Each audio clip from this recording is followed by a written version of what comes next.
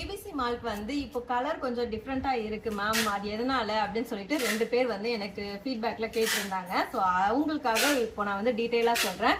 ABC malt வந்து நம்ம ready பண்ணதுக்கு அப்புறம் பாத்தீங்கன்னா இந்த மாதிரி டார்க்கா தான் இருக்கும். ஸோ ஏபிசி மால்ட்ல பாத்தீங்கன்னா நம்ம நாட்டு சக்கரை, அதுக்கப்புறம் ஆப்பிள், பீட்ரூட், கேரட், நட்ஸ் எல்லாமே ஆட் பண்ணியிருக்கோம்.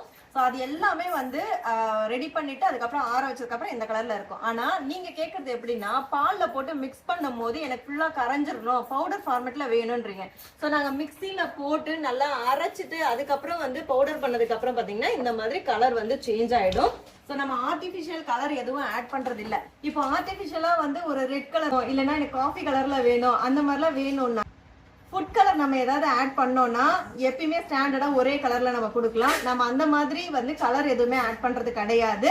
இயற்கையா நம்ம ரெடி பண்ணதுக்கு அப்புறம் என்ன கலர் வருதோ அதுதான் கலரு. ஒரு வாட்டி வந்து சேஞ்சஸ் ஆகுது அப்படின்னும் போது அது இந்த ஆற வைக்கிறது, அதுக்கப்புறம் அரைக்கும் போது கலர் சேஞ்ச் ஆகுறது தான். ஸோ நம்ம எந்த ப்ரிசர்வேட்டிவும் எந்த கலரும் வந்து நம்ம வந்து ஆட் பண்ணல. இப்போ வந்து நம்மளோட ப்ராடக்ட்ல வந்து ஆஃபர் போயிட்டு இருக்கு. சிங்கிள் ப்ராடக்ட் வாங்கினாலும் ஃப்ரீ ஷிப்பிங். உங்களுக்கு ஏதாவது ப்ராடக்ட் வாங்கி ட்ரை பண்ணணும்னு நினைச்சாலும் சரி, ஆல்ரெடி நம்மளோட ரெகுலர் கஸ்டமரா இருந்தாலும் ஒரு ப்ராடக்ட் மட்டும் வாங்கணும்னு நினைக்கிறேன், இந்த ஃப்ரீ ஷிப்பிங்கை மிஸ் பண்ணிடாதீங்க. ஸ்க்ரீன்ல இருக்க வாட்ஸ்அப் நம்பருக்கு மெசேஜ் பண்ணி ஆர்டர் பண்ணிக்கோங்க.